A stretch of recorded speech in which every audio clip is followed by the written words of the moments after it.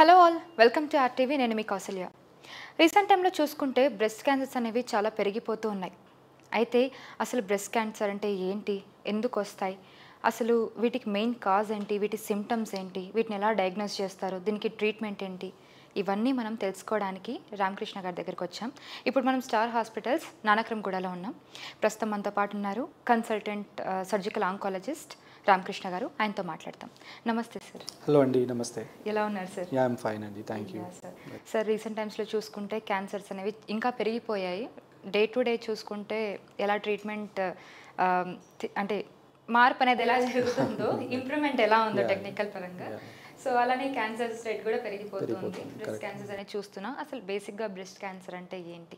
మీరు అన్నట్టుగా కరెక్ట్గా చెప్పారండి. సో బ్రెస్ట్ క్యాన్సర్ అనేది ప్రస్తుతం ఆడవాళ్ళలో మోస్ట్ కామన్గా క్యాన్సర్ అనేది బ్రెస్ట్ క్యాన్సర్కే వస్తుంది. సో కానీ ఒక అపోహ ఏంటంటే బ్రెస్ట్ క్యాన్సర్ రాగానే అమ్మో ఇంకా అయిపోయింది అనే అపోహ ఉంది చాలా మందికి. బేసిక్గా క్యాన్సర్ అనే టర్మ్ కానీ మా వరకు మేము ట్రీట్మెంట్ చేసిన గత 10 ఏళ్లలో నేను ఎక్స్పీరియన్స్డ్ అండి. సో ఇప్పటికీ ఒక 1000 మంది దాకా ట్రీట్మెంట్ చేశాను.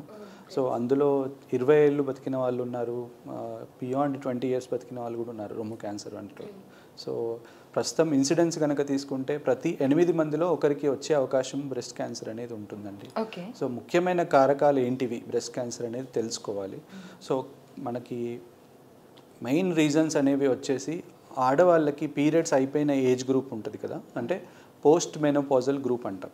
అంటే పీరియడ్స్ అయిపోయిన మెన్స్ట్రువల్ సైకిల్స్ అయిపోగానే, అంటే 45 to 50 ఆ ఏజ్ దాటగానే వాళ్ళు ఎవరైతే వెయిట్ గెయిన్ అవుతారో వాళ్ళకి ఒక ముఖ్యమైన రిస్క్ ఫ్యాక్టర్ అనేది చెప్తాం.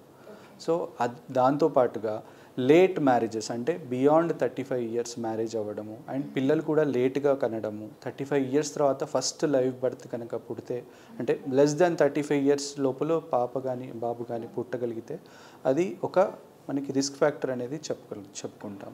అండ్ అదేవిధంగా నల్లి ప్యారిటీ, పిల్లలు లేని వాళ్ళకి కూడా ఒక రిస్క్ అనేది చెప్తాం. సో మ్యారేజ్ అయినాక కానీ పిల్లలు లేని వాళ్ళకి, సో వాళ్ళకి కూడా కొంత రిస్క్ అనేది ఉంటుంది. వీటితో పాటుగా కొంతమందికి స్మోకింగ్, ఫీమేల్స్ ఎస్పెషల్లీ వాళ్ళకి కూడా ఒక రిస్క్ అనేది ఉంటుంది. అండ్ ఇంకొకటి తెలుసుకోవాల్సిన విషయం, మా అమ్మకి ఫ్యామిలీలో బ్రెస్ట్ క్యాన్సర్ ఉంది, మరి నాకు కూడా వస్తుందా అన్నది కొంతమంది అడుగుతారు. So family history of breast cancer అనేది మాకు చాలా ఇంపార్టెంట్. అది అలాగని చెప్పి అందరికీ వస్తుందా అంటే అట్లా కూడా కాదు. సో 100లో ఒక బ్రెస్ట్ క్యాన్సర్స్ తీసుకుంటే ఒక 5 మందికి మాత్రమే ఫ్యామిలీలో రన్ అయ్యే ఛాన్సెస్ ఉంటాయి. సో అందరికీ ఇప్పుడు మా మదర్కి ఉందగానే నాకు వస్తుందా అనే దానికి రీజన్ ఏంటంటే, కొంతమందికి ఎక్కువ మంది ఫ్యామిలీలో ఉంటారు. ఫర్ ఎగ్జాంపుల్ మా నాన్న వాళ్ళ చెల్లెలకి కానీ ఉందండి, మా అమ్మకు కూడా ఉంది, ప్లస్ మా సిస్టర్స్కి కూడా ఉంది అనగానే ఒక రకమైన హెరిడిటరీ ప్యాటర్న్ అనేది గమనిస్తాం. సో అప్పుడు మనం ఒక టెస్ట్ల ద్వారా BRCA టెస్టింగ్ అంటాం. అది కనుక బ్లడ్లో కనుక పాజిటివ్ ఉందంటే వాళ్ళకి వచ్చే ఛాన్సెస్ ఎక్కువగా ఉంటాయి. నార్మల్గా సిమ్టమ్స్ ఎలా ఉంటాయి బ్రెస్ట్ క్యాన్సర్? సిమ్టమ్స్ అనేది అంత అంటే తెలుసుకోలేని సిమ్టమ్స్ అయితే కాదు. I think for every 35-year-old female who is mature enough to tell the symptoms అనమాట. సో వాళ్ళకి ముఖ్యంగా చూసుకుంటే రొమ్ము లోపల ఒక కంతి మాదిరి, గడ్డ మాదిరి తగులుతుంటుంది. సో ఎస్పెషలీ ఏజ్ రీత్యా, అంటే పోస్ట్ మెనోపాజల్ వాళ్ళకి రొమ్ములో గడ్డలు లాంటివి ఉన్నాయంటే కంపల్సరీ డాక్టర్ గారికి చూపించుకోవాలి. సో ముఖ్యమైన సిమ్టమ్ రొమ్ములో గడ్డలు ఫామ్ అవ్వడం. కొన్నిసార్లు గడ్డలు లేకుండా కూడా క్యాన్సర్ వస్తుంది. అది ఎట్లా అంటే, గడ్డ లోపల ఎక్కడో దాక్కుండొచ్చు, కానీ నిప్పుల్ అంటారు కదా, దాన్ని లోపలికి రిట్రాక్షన్ అంటాం, లోపలికి వెళ్ళిపోతుంటుంది. సో అదొక సిమ్టమ్ చెప్తాం. నిప్పుల నుంచి బ్లడ్ కలర్గా డిశ్చార్జ్ వస్తుంది. సాధారణంగా నీరులాగా సహజంగా చెప్తాము, నీరు రావడము, కొన్నిసార్లు ప్రెగ్నెన్సీలో మిల్క్ రావడం అనేది సహజం, కానీ బ్లడ్ రావడం అనేది మాత్రం abnormal. So blood colour nipple discharge ఏమన్నా ఉందంటే మాత్రం అది కంపల్సరీ క్యాన్సర్ కారకం ఉండొచ్చు, చెక్ చేయించుకోవాల్సి వస్తుంది. అదేవిధంగా స్కిన్ కూడా మడతలు పడడము, డింపుల్ పడడము, గుంటల్లాగా మారడము, అండ్ ఆరెంజ్ ఫ్రూట్ తోడుకల్లాగా ఎట్లయితే గుంటలుగా మారుతుందో అది కూడా ఒక సిమ్టమ్గా చెప్తాము. అండ్ ఆర్మ్ పిట్, అంటే యాక్సిల్లాలో అందులో కూడా గడ్డల్లాగా ఫామ్ అవుతాయి. ఇవి ముఖ్యమైన సిమ్టమ్స్ ఆఫ్ బ్రెస్ట్ క్యాన్సర్. కానీ బ్రెస్ట్ క్యాన్సర్ అనేది కానీ, for that matter any cancer, beginning స్టేజ్లో ఉన్నప్పుడు నొప్పి ఉండదు.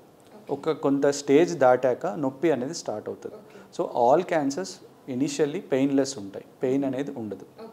తర్వాత పెరిగే కొద్దీ పక్కన ఉన్న నర్వ్స్కి అతుక్కుపోవడం వల్ల పెయిన్ అనేది వస్తుందండి. ఓకే. సో వీటికి ఏదైనా స్క్రీనింగ్ టెస్ట్ ఉంటుందంటారా? స్క్రీనింగ్ టెస్ట్ అండి, ఫస్ట్ ఆఫ్ ఆల్ క్యాన్సర్స్కి మనకి భారతదేశంలో ఎక్కువ స్క్రీనింగ్ అనేది లేదు. బట్ వెస్టర్న్ సైడ్ చూసుకుంటే కనుక స్క్రీనింగ్ అనేది very much indicated for every female who has cross 35 years. Okay. So 35 years తర్వాత ఫీమేల్స్కి ప్రతి సంవత్సరం ఒక mammogram plus ultrasound of the breast చేసుకుంటే కనుక మనం ఫ్యూచర్లో బ్రెస్ట్ క్యాన్సర్ వచ్చే ఛాన్సెస్ ఉన్నాయా అనేది డిటెక్ట్ చేసుకోవచ్చు, తొందరగా డిటెక్ట్ అవుతుంది. And at the same time treatment చేసుకుంటే దాన్ని ప్రివెంట్ చేసిన వాళ్ళం కూడా అవుతాం. సో అలాంటిది మన దగ్గర లేదా? ఉంది. మ్యామోగ్రామ్ అనేది ఇప్పుడు ప్రతి హాస్పిటల్లో ప్రొవైడ్ చేస్తున్నాము. బట్ అవేర్నెస్ అనేది లేదు. అంటే ఇప్పుడు మనకి ఊళ్ళల్లో చూసుకుంటే కనుక ఫెసిలిటీకి యాక్సెసిబిలిటీ అనేది లేదు. బట్ సిటీలో కానీ అర్బన్ పాపులేషన్లో ఈ మధ్య ప్రతి డయాగ్నోస్టిక్ సెంటర్లో కూడా మ్యామోగ్రామ్ అనేది అవైలబుల్ ఉంటుంది. సో 35 years నిండిన వాళ్ళు ప్రతి సంవత్సరం ఒకసారి మ్యామోగ్రామ్ అంటే మళ్ళీ ఏదో టెస్ట్ అని పెద్దగా అవుతుందని సిటీ స్కాన్ ఎంఆర్ఐ అని కాదు, ఒక చిన్న ఎక్స్రే ఆఫ్ ద బ్రెస్ట్ అంటాం. నార్మల్గా ఛాతీ ఎక్స్రే తీసుకుంటాం కదా, అలాంటిదే రొమ్ము ఎక్స్రే లాగా తీస్తాం. అది ఏం నొప్పి ఉండదు. అది ఒక వితిన్ హాఫ్ అన్ అవర్లోనే రిపోర్ట్ వస్తుంది. అంతేం ఎక్స్పెన్సివ్ ఉండదండి. So it is hardly. So breast cancers అనేవి ఈ స్టేజింగ్ ఎలా ఉంటుంది బ్రెస్ట్ క్యాన్సర్లో? ప్రతి క్యాన్సర్ లాగానే రొమ్ము క్యాన్సర్, బ్రెస్ట్ క్యాన్సర్ కూడా 4 స్టేజెస్ ఉంటాయి. 1, 2, 3, 4 అంటాము. ఫస్ట్ అనేది తొలి దశ, సెకండ్ కొద్దిగా నెక్స్ట్ స్టేజ్, థర్డ్ అనేది కొద్దిగా దూరం స్ప్రెడ్ అయినట్టుగా చెప్తాము, ఫోర్త్ అంటే ఇంకా last stage brain, bones, lungs, బోన్స్కి స్ప్రెడ్ అయినప్పుడు అది ఫోర్త్ స్టేజ్ అని చెప్తాం. ఫస్ట్ అండ్ సెకండ్ అనేది మా భాషలో early stage of breast cancer. Early stages అండి. సిమ్టమ్స్ మనం ఎలాంటి స్టేజెస్లో అబ్జర్వ్ చేయగలుగుతాం బ్రెస్ట్ క్యాన్సర్? జనరల్గా ఫస్ట్ స్టేజ్ నుంచే చెప్పొచ్చు సిమ్టమ్స్. ఎందుకంటే రొమ్ము లోపల గడ్డ అనేది తగలగానే అది ఇంకా పక్కకి ఇంకా స్ప్రెడ్ అయ్యి ఉండకపోవచ్చు. సో దాన్ని ఫస్ట్ స్టేజ్ అంటాం.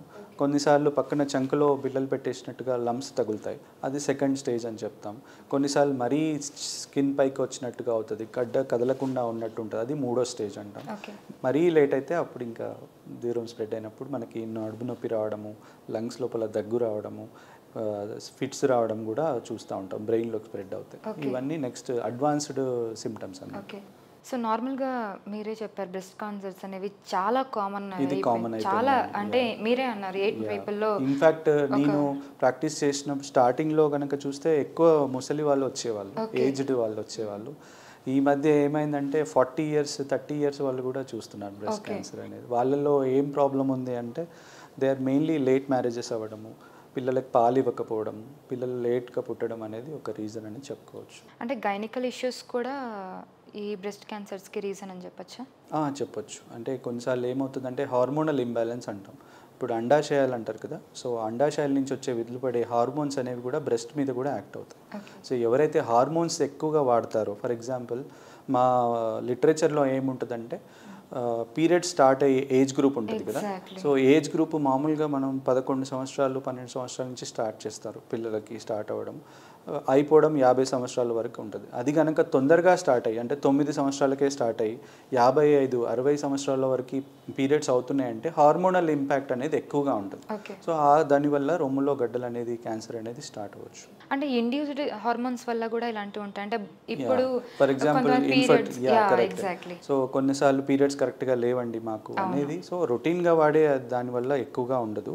కానీ లాంగ్ స్టాండింగ్ అంటాం. అంటే ఫర్ ఎగ్జాంపుల్ పిల్లలు కావాలనుకున్న వాళ్ళు కొంతమందికి ఈస్ట్రోజన్స్ అని హార్మోనల్ సప్లిమెంట్స్ ఇస్తాం, వాటి వల్ల ఒక మైన్యూట్ రిస్క్ అనేది ఉంటుంది జనరల్గా.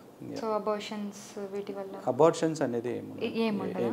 నార్మల్గా ఈ బ్రెస్ట్ క్యాన్సర్స్ ఏవైతే ఉన్నాయంటే ఎక్కువగా ఉన్నాయి కదా, ఇది డేంజరస్సా మిగతా దాంతో పోల్చుకుంటే? అంటే ఇప్పుడు ఉన్న ప్రస్తుతం మన దగ్గర ఉన్న వెపన్స్ అనుకోండి, సర్జరీ కానీ మెడికల్గా కీమోథెరపీ కానీ రేడియేషన్ అని కానీ అండ్ కొత్త టార్గెటెడ్ థెరపీస్ వచ్చాయి. సో ఈవెన్ ఇన్ స్టేజ్ 4లో కూడా 100లో ఒక 30 నుంచి 40 మందికి క్యూర్ చేయగలుగుతున్నాం. స్టేజ్ 4 కూడా. స్టేజ్ 1 అయితే 95% క్యూర్ అనేది పాసిబుల్.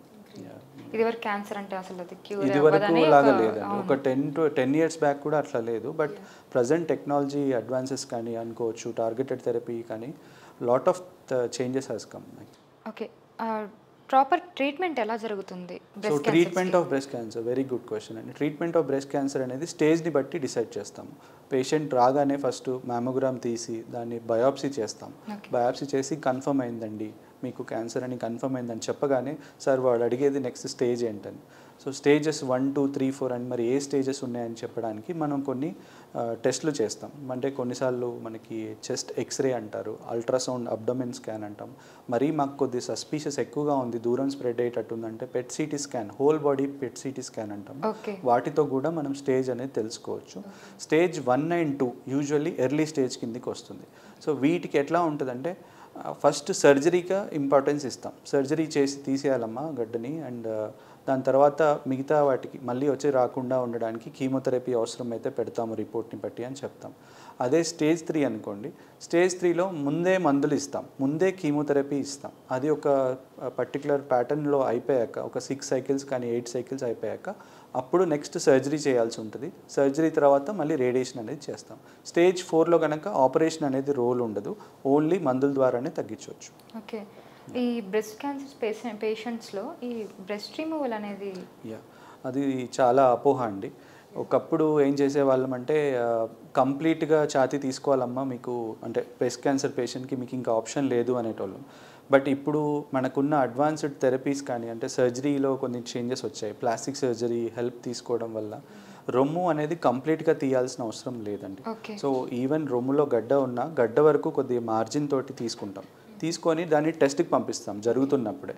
క్యాన్సర్ కంప్లీట్గా తీసేసామా అని ఆన్ టేబుల్ పేషెంట్ సర్జరీ అవుతున్నప్పుడే ఫ్రోజన్ సెక్షన్ అనే టెస్ట్కి పంపిస్తాము. ఆ రిపోర్ట్ అంతా వచ్చేసింది, ఏం లేదు అని వస్తుంది. అది రాగానే దాన్ని మనం మళ్ళీ యథావిధిగా కుట్లేసేయడం, లేకుంటే ప్లాస్టిక్ సర్జరీ తోటి రొమ్ముని యథావిధిగా ఉంచే అవకాశం అనేది ఉంటుంది. సో కంప్లీట్గా తీయాల్సిన అవసరం అనేది అపోహ మాత్రమే. బట్ కొంతమందికి మేమే చెప్తాం కంప్లీట్గా అవసరం పడుతుందని. అది ఎవరికి అంటే ఒక్క చోట ఉండకుండా కొద్దిగా మల్టిపుల్ సైట్లో రొమ్ము మొత్తం కూడా క్యాన్సర్ సెల్స్ అనేవి కనిపిస్తాయి. వాళ్ళకి మీకు రొమ్ము ప్రిజర్వ్ చేసుకునే ఆప్షన్ లేదు అని చెప్తాం. అది ఇప్పుడున్న దాంట్లో possible. Okay. So breast cancers రాకుండా ప్రివెంట్ చేసే ఏమైనా ఛాన్సెస్ ఉంటాయి? ఎలాంటి జాగ్రత్తలు తీసుకోవాలి? జాగ్రత్తలు అనేవి ప్రతి ఫీమేల్ అయితే అవేర్నెస్ ఉండాలండి.